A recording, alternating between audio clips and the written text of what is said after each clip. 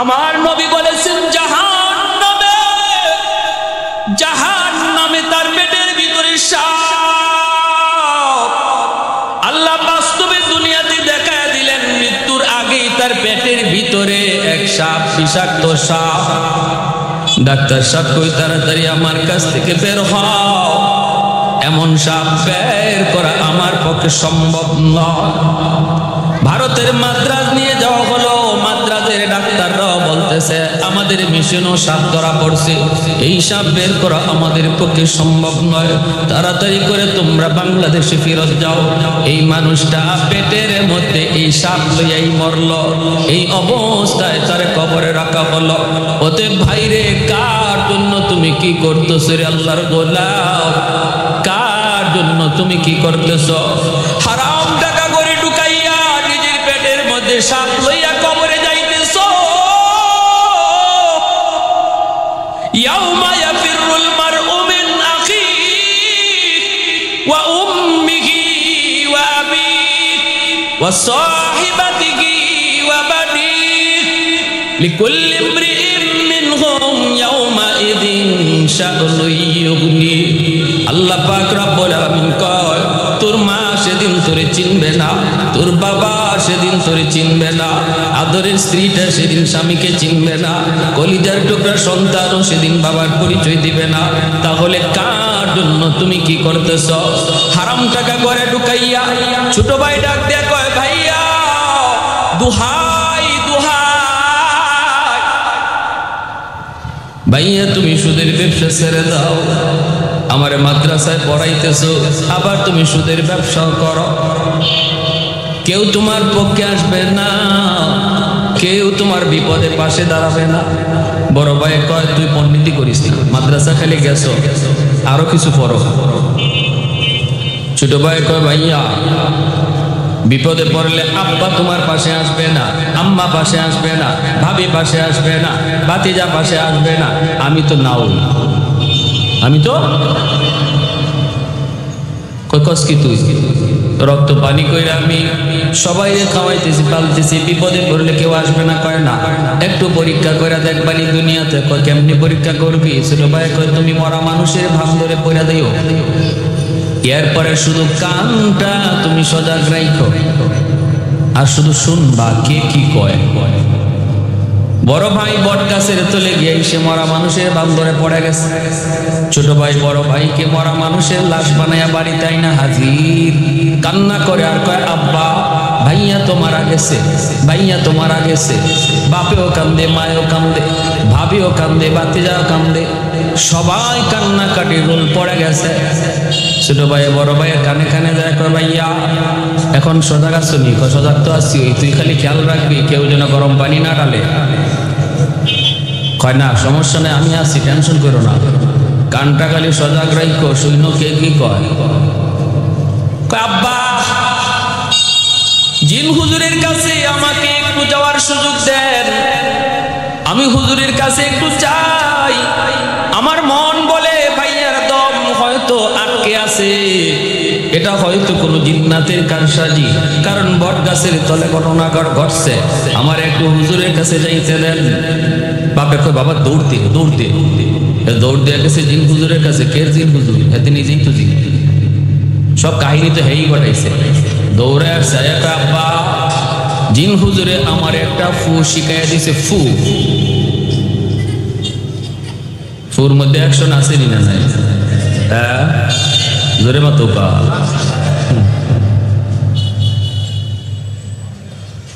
ফখরে বাংলার রহমতুল্লাহি আলাইহি এক নাস্তিকে কয়, হুজুর মানুষে আর কত ধোঁকা দিবে? কিসে কই যে মানুষ কয়, হুজুর একটা ফু দেন, আর আপনি একটা ফু মাইরা দিলেন, একটা বাতাস দিলেন, এই বাতাস দিয়ে কি হইল? মানুষ আর কত এমন ধোঁকা দিবে? হুজুর আল্লাহর ওয়ালি কয়, তুমি ফুতে কি হয় বুঝো না। কয় ফুতে কি হইব? এটা একটা বাতাস, এটা হইব কি আবার? ট্যাবলেটও না, ইঞ্জেকশনও না। তো আল্লাহর ওয়ালি কয়, বাতাসে কি হয় তুমি বুঝো না? কয় না, বুঝি না। ফখরে বাঙ্গাল রহমতুল্লাহি আলাইহি কয়, তুমি বুঝবা কেমনে? তুমি তো জারর সন্তান, তোমার বাপের ঠিক নাই। গালিটা কঠিন হয়েছে না? এর সাথে সাথে চেহারা লাল হয়ে গেছে, বডিতে ফুলে গেছে, হুজুরকে ধরে ফেলবে। মৌলবী আমার এত বড় কথা কইছে, মানুষজন দৌড়ায় আয়সা ধরছে, কিরে কি হয়েছে? হুজুরে জিগাও না কি হয়েছে, আমার কি কইছে সত্যি? হুজুর কি কইছেন? না কিছু কই নাই তো, আমি বলছি শুধু যারর সন্তান, তার বাপের ঠিক নেই। মানুষে হুজুর একটু বেশি হয়ে গেছে। হুজুরকে আমি বেশি বোঝানোর জন্য কই নাই, আমি তারে মূলত একটা জবাব দিছি। জবাব সে বাতাসে কি হয় বুঝে না, এটা বোঝানোর জন্য একটা বাতাস ছাড়ছি। বুঝছেন কথা? বাতাসে কি হয় সে বুঝে না, এজন্য তার একটা বাতাস ছাড়ছে। আমি কি তার মারছি? এই তোমার হুজুরে মারছে? না। দেখেন আমি মারিও নাই, হাতও তুলি নাই, তার চেহারা লাল হয়ে গেছে, বডি ফুলে গেছে। কি করলাম? একটা বাতাস ছাড়লাম, তাও কি নাপাক বাতাস। একটা নাপাক গালির বাতাসে যদি তার চেহারা লাল বানায় দেয়, বডি ফুলায় দেয়, বডিতে যদি এমন আসর করে একটা নাপাক বাতাসে, আল্লাহর কালাম পাক পাক কালাম পইরা বাতাস দিলে যে অ্যাকশন হয় এটা বুঝাই না। কি বুঝলেন? পণ্ডিতি সব জায়গায় না, যার যার সাবজেক্টে পণ্ডিতি করি, ঠিক কিনা? জোরে কও। সাবজেক্টের বাইরে আইসো না, সাবজেক্টের বাইরে আইসা লাভ নাই। আমাদের সিলেটের নুরুদ্দিন ঘরপুরি রহমতুল্লাহ আলাইহি, সিলেটি মানুষ এখানে আসেননি? একজন পাইছি, দুইজন, মাশাআল্লাহ আছে, বেশ কতজনই আছে। নুরুদ্দিন ঘরপুরি রহমতুল্লাহ আলাইহি বহুত বড় বুজুর্গ ছিলেন, আল্লাহর ওলি। ইনি শনি মঙ্গলবারে ফু দিতেন। ফু মানুষের বোতল নিয়ে। অসুবিধা হইতেছে আপনাদের? বয়ান চলবে ইনশাল্লাহ? আমার তো সব বয়ান সামনেই রয়ে গেছে, আপনাদের আগ্রহ দেখে এখন ডাইনে বামা যাওয়া শুরু করছে। নুরুদ্দিন ঘরপুরি রহমতুল্লাহ আলাইহি শনি মঙ্গলবারে ফু দিতেন। শনি মঙ্গলবারে হাজার হাজার মানুষ, গতকাল মাহফিল গেছে গর্ব মাদ্রাসার মাদ্রাসা, হাজার হাজার মানুষ জমা হইত। এমন এতগুলা মানুষের বোতলে হুজুরে ফু দিলেও তো একদিন লাগবে। এজন্য হুজুরের মাদ্রাসার সামনে বিশাল বড় এক পুকুর আছিল, পুকুর। এই পুকুরের মাঝে ফু দিয়ে হুজুর চলে যেতেন আর বলতেন পুকুরের পানি নাও। এই বিশাল বড় পুকুরের মধ্যে ফু দিয়া চলে যেতেন আর মানুষ পুকুর থেকে বোতল বইরা পানি নিত, এই পানিতে কাজ হয়ে যেত। আল্লাহর কালামে আসর আসেনি না নাই? এক লোক লন্ডন থেকে আসছে, হুজুরের বহুত বড় ভক্ত। আয়া কয়, হুজুর আমি বড় আশা করে আসছি, হুজুর আপনার কাছ থেকে আমি এক বোতল পানি ভরা নিব লন্ডন। আল্লাহর ওলি কত নিয়ে দাও, পুকুরে ফু দিছি তো। কয় হুজুর পুকুরের এক কোনায় আপনি ফু দিছেন, আরেক কোনায় গেল কেমনে? এই ফু ওই কোনায় যায় কেমনে? হুজুর আমার ইয়াকিন হয় না। হুজুর আমার একটু আপনি খাস ভাবে একটা ফু দিয়া দেন, আমি পানি খান লন্ডন নিতাম। আচ্ছা আচ্ছা, তো আল্লাহর ওলি কয় তোমার ইয়াকিন হয় না? কয় না হুজুর ইয়াকিন হয়, কিন্তু ইতমিনানে কলব হয় না, আত্মার প্রশান্তি হয় না। আল্লাহর ওলি বলেছে ঠিক আছে তোমার প্রশান্তি হোক, কেমনে হবে? কয় আমার এই জগের মধ্যে যদি আপনি একটা ফু দেন, কাচের জগ। আল্লাহর ওলি বলেন আমি ফু দিতেছি, তুমি জগ ভালো করে ধরো। আল্লাহু আকবার, জোরে কও। উনি বলেন আমি খাস ভাবে তোমারে ফু দিতেছি, তুমি জগ ধরো। কয় হুজুর ইনি কি করেন? জগ তো ধরছি। কয় ভালো করে ধরো। কাচের জগ এভাবে ধরছে, আমাদের উস্তাদগণ পাশে ছিলেন যারা দেখছেন। আল্লাহর ওলি হাতে একটা লাঠি থাকতো সবসময়, দাঁড়াইছেন লাঠিটা লইয়া, উঠতে বলেন কই জগ আনো। ধরছ? ধরছি হুজুর। আস্তে করে পানিতে খালি একটা ফু দিছেন, সাথে সাথে এই কাচের জগ টাস টাস করে ব্যাঙ্গে চৌচির পানি নিকে পড়ে গেছে। আল্লাহ, আল্লাহর কালামে আসর আসেনি না?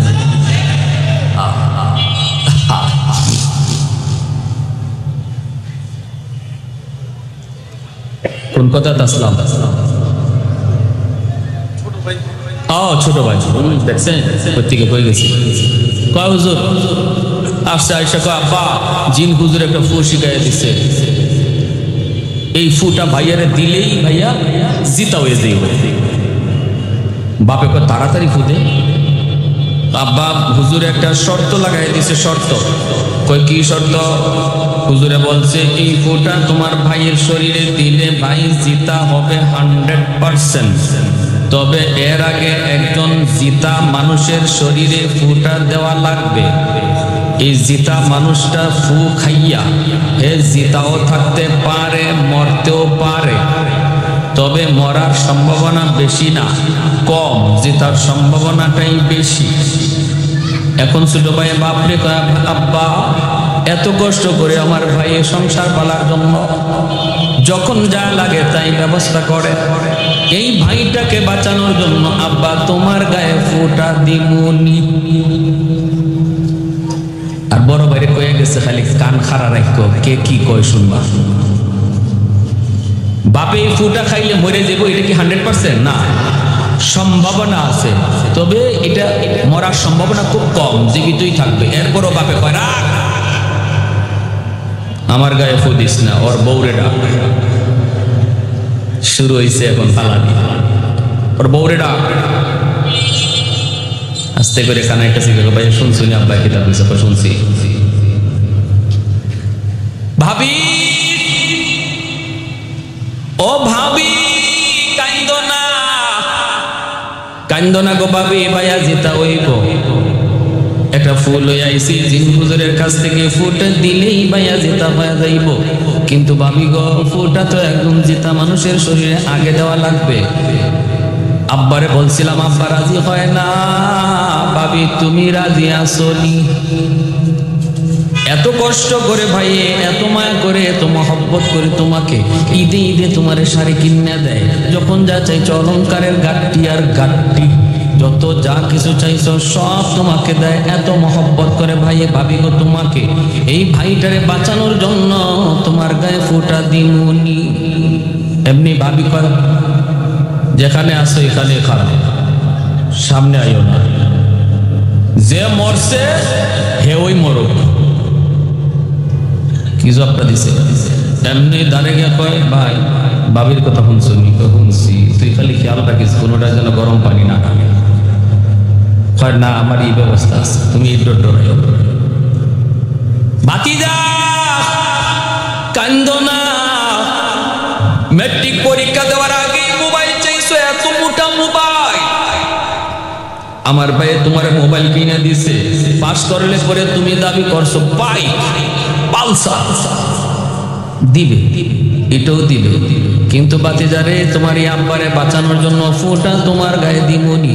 তোমার দাদা রাজি না, তোমার দাদি রাজি না, তোমার মা রাজি না, তুমি নি রাজি আছো। বাতিজা একটু ফোঁটা তোমার গায়ে দিমুনি, একটু কও।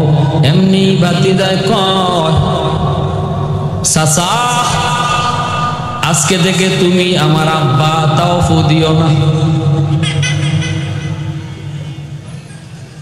মরা বেটা উঠতে দিছে, দৌড় এক দৌড়ে মাদ্রাসা গিয়া কয়, হুজুর মাফ চাই, জীবনে আর সুদ খাইমু, বুঝে ফেলছি আমি, আমার লাগে কে কর্তব্য, আমি অত বোকার মতো সবরে খাওয়াইমু, আর ফার গুতা কিল যা আছে সব একা আমি শুনবো, দরকার নাই।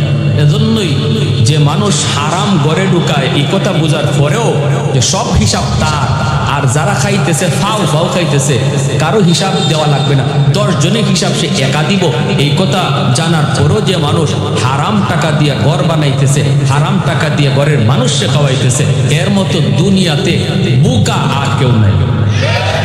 আওয়াজ দিয়া বলেন ঠিক কি না? এজন্য আমার ভাইরা মনোযোগ দিয়ে শুনো, আল্লাহর গোলাম বাইরের জন্য খেয়াল রাখবা, কোনদিন হারাম টাকা দিয়ে নিজে ইচ্ছে করে বোঝা মাথায় নিব। ব্যবসা করে যেই মানুষটা ব্যবসা করলো, যে যুবক ভালো করে তার সুযোগ ছিল সুদের ব্যবসা করার, এরপরও সে সুদ খায় না, আল্লাহর ভয়ে 5 ওয়াক্ত নামাজ এসে মসজিদে যায়, আজান হলে পরে শাটারটা বন্ধ করে দেয়, মাপে কম দেয় না, মিথ্যা কথা বলে না, না ভেজাল মাল কোনোদিন ভালো কয়া বিক্রি করে না, ভেজালটারে ভেজাল কয়, ভালোটারে ভালো কয়। 100% সততার সাথে যেই ব্যবসা করে যেই যুবক, এই যুবক যখন আজান হলে মসজিদে যায়, ওই দোকানদার যখন আজান হলে মসজিদে যায়, আল্লাহর নবী রহমতের নবী বলেন তার সুযোগ ছিল মিথ্যা বলার, সুযোগ ছিল মাফে কম দেওয়ার, এরপরও যে করে না, তোমরা মনে রাখো আমি নবী বললাম সে তোমাদের মধ্যে আল্লাহর ওলি।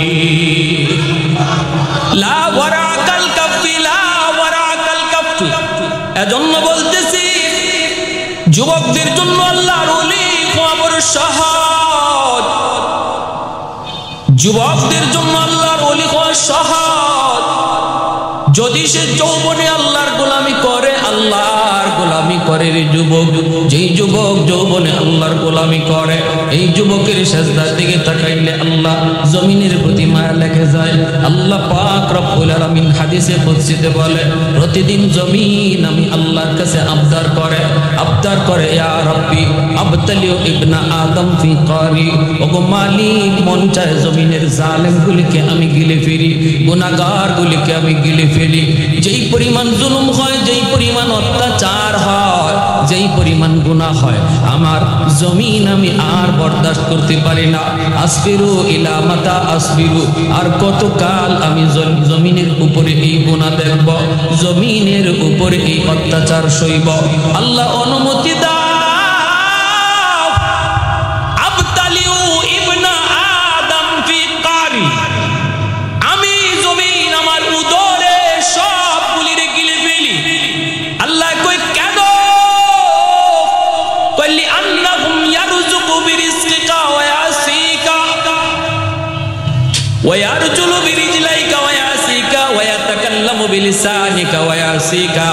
আল্লাহ তোমার দেওয়া হাত দিয়া তোমার নাফরমানি করে, আল্লাহ তোমার দেওয়া পা দিয়া তোমার নাফরমানি করে, তোমার দেওয়া জবান দিয়া সে নাফরমানি কথা কয়। আসবিরু ইলা মাতা আসবিরু, আমি জমিন আর কতকাল বরদাস্ত করব?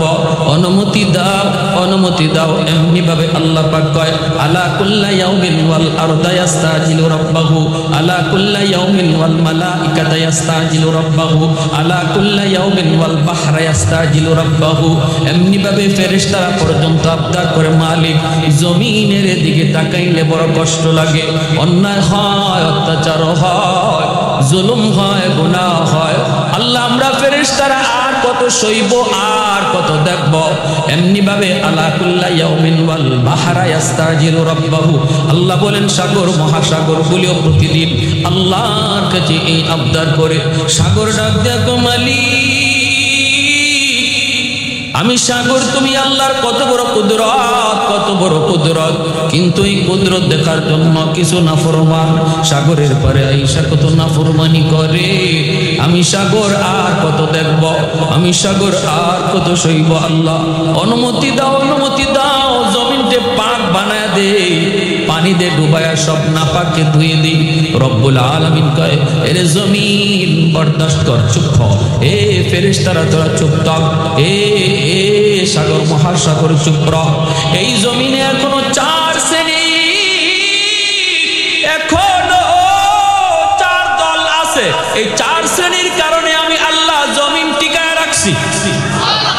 লাউলা মাশাইখ রুক্কা ওয়াশ-শাবাবু খুশশা ওয়াল আতফালু রুদ্দা ওয়াল আনআমু রুত্তা লাজাআলতুস সামাআ হাদিদা ওয়াল আরদা খাফসাফা ওয়াত তুরাবা রামাদা ওয়ামা আনজালতু মিনাস সামাই কাতরা ওয়ামা আম্বাতু মিনাল আরদি নাবাতা বাল আনজালতু আলাইকুমুল আযাবা সাফা।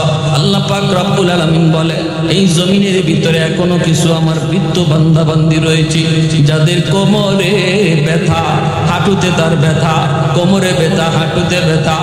এরপর আমার বান্দা টুক টুক টুক টুক করে আমি আল্লাহর ঘর মসজিদে চলে যায় রে, সেজদা দিতে তার কষ্ট হয়। এরপর আমি আল্লাহর কদমে সেজদা দেয়, মাথা ঝুঁকাইলে আর মাথা তুলতে পারে না, তবু আমার কদমে সেজদা দিয়া মাথা ঝুঁকায়। তার ওই মাথা ঝুঁকানি দেখলে এই জমিনের প্রতি আমি আল্লাহর মায়া লেগে যায়। ওয়াশ-শাবাবু খুশশা, আল্লাহ তাহলে জমিনের ভিতরে এমনও কিছু যুবক রয়েছে যৌবনের পাগলামি করে না, যৌবনকালে তারে আমি আল্লাহর গোলামি করতে দেখা যায়। এ যুবক, তুমি যদি বলো যৌবনে পারা যায় না, আমি বলবো তোমার মতো যুবক যদি তাকাও সব জায়গায় এমন কিছু যুবক পাওয়া যাবে যারা যৌবনে আল্লাহর গোলামি করে, মসজিদে নামাজ পড়ে, আসেনি না নাই? কলেজে গেলে নামাজি যুবক পাওয়া যায়, ভার্সিটিতে গেলেও নামাজি যুবক পাওয়া যায়, আর্মিতে গেলেও নামাজি যুবক পাওয়া যায়, পুলিশে গেলেও নামাজি যুবক পাওয়া যায়। এ যুবক, ভার্সিটিতে পইরা যদি যুবক মাথায় পাগড়ি পইরাম, মুখে নবীর সুন্নাত দাঁড়িয়ে রেখা আল্লাহর গোলামি যৌবনে করতে পারলো, তুমি কেন পারবা না রে ভাই? তুমি কেন পারবা না? পারবো না এমন কাজকে বলা হয় যেই কাজ কেউ পারে না। একজন যদি পারে তাহলে বোঝা যায় পারা সম্ভব, ঠিক কি না? একজন যদি পারে তাহলে বোঝা যায় পারা সম্ভব। তুমি যদি পারো, আরেকজন যদি পারে, তুমি কেন পারবা না? তুমি কেন পারবা না? আমি ঢাকা ইউনিভার্সিটিতে একবার গিয়েছিলাম, আমার বন্ধু আমাকে দাওয়াত করেছে, আমি জোহরের নামাজ পড়লাম, বন্ধুর সাথে হাত মিলাইলাম, এরপরে দেখি আরেকজন আমার সাথে হাত মিলাইলো। এত সুন্দর একটা যুবক, চেহারাটা একদম নুরানি, চেহারা ঝলমল ঝলমল করে, মুখের মধ্যে আমার নবীর সুন্নতি দাড়ি, মাথার মধ্যে তার পাগড়ি, সাদা দবদবে পাগড়ি। আমার দোস্ত আমাকে বলতেছে, দোস্ত তুমি তারে চিনোনি? আমি বললাম না দোস্ত, কোনোদিন তো দেখি নাই। আমি তো তোমারে জিজ্ঞেস করতাম সে কে? সে বলে সে হলো আমার দোস্ত। তাহলে তোমারও দোস্ত হাবিবুল হাবিব হাবিবুল, বন্ধুর বন্ধু বন্ধু হয়। আমি বললাম দোস্ত, এত বড় একজন মুফতি সাহেব তোমার দোস্ত হয় কেমনে? কয় না রে দোস্ত, সে মুফতিও না, আলেমও না, মাদ্রাসায় পড়েও না, তার জীবনের শুরুই হয়েছে সেই স্কুল কলেজ দিয়া। আল্লাহু আকবার। ঢাকা ইউনিভার্সিটির মতো জায়গা ভর্তি পরীক্ষায় ফার্স্ট ক্লাস ফার্স্ট হয়েছে, ইংলিশে অনার্স নিয়েছে, ইউনিভার্সিটির ভিতরে সে ফার্স্ট ক্লাস ছাত্র। ভার্সিটির সমস্ত শিক্ষকরা, টিচাররা, প্রফেসররা তারে বড় সম্মান করি, তারে বড় মায়া করি, আমরাও তারে বড় সম্মান করি, ইজ্জত করি। ইউনিভার্সিটির মধ্যে সে 1 নম্বর ছাত্র। আমি তখন হাতটা মিলাই, বুকটা মিলাইলাম, কপালে চুমুকাইলাম আর বললাম, যুবক, এই পরিবেশে তার